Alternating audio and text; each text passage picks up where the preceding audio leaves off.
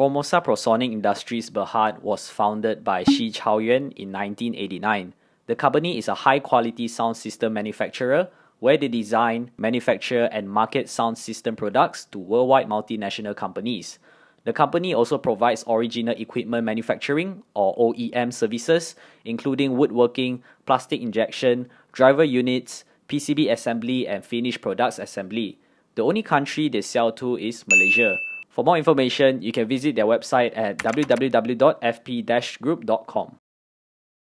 The company had a U-shaped recovery in their revenue. The drop in sales and gross profit is due to the unfavorable business condition, as well as the discontinued operations in 𝗏𝗏𝗏 Berhad, Formosa Prosonic Japan, and Asia Pacific Card and System Sendian Berhad. Thankfully, they managed to turn around after financial year 2015, attributed to the strategic alliance with several branded musical instruments customers. So far, operating profit had performed relatively well. The only time when operating profit dropped is due to the lower market demand and discontinued operation explained in the previous slide. Choppy but growing profit margins in line with the unstable operational costs. A gradual improvement in ROIC as they generated better returns after disposing of some unprofitable assets.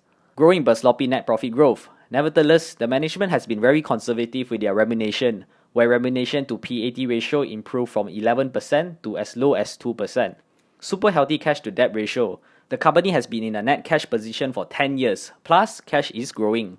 Great operating cash flow, however, they have been rather choppy from financial year 2012 to 16. The drop in operating cash flow is mainly caused by lower profit generated during those years. Negative capex in financial year 2014 to 16 is due to the disposal of certain assets during those years. They paid dividends for 10 years, plus the amount is growing. Negative free cash flow incurred in financial year 2011, in consequence with lower operating cash flow generated. They are able to pay out dividends during those stated years as they have ample of cash reserve. All in all, I rate their company 6 out of 8, which is about 75%.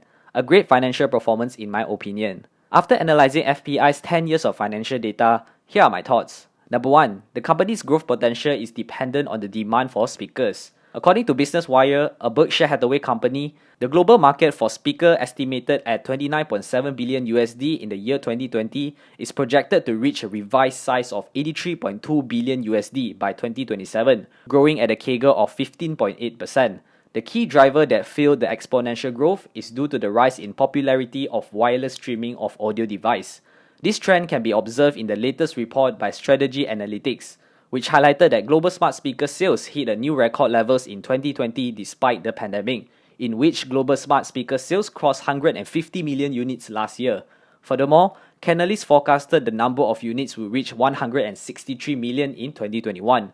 With their new business structure and collaboration with several branded musical instruments customers, FPI will definitely stand to benefit from this immense demand going forward. Besides that, the company is a great dividend payer, justified from their consistent increase in dividend per share over the years. They are one of my top 10 consistent dividend paying stocks that I have shared in my previous video. If you have not watched it already, I'll put the link at the description down below, or you can click at the I button that's about to pop up now. Lastly, I'm very impressed with how the company was able to sustain and even grow their business with very little financing. Based on their share capital over the past 10 years, you can see they hardly raised funds from their shareholders. Moreover, total debts only represents 1.2% of their cash. So what does all of this tell you? Well, I'll leave it to your own judgment. That's all for today's video. If you enjoyed the analysis, make sure you smash the like and subscribe button.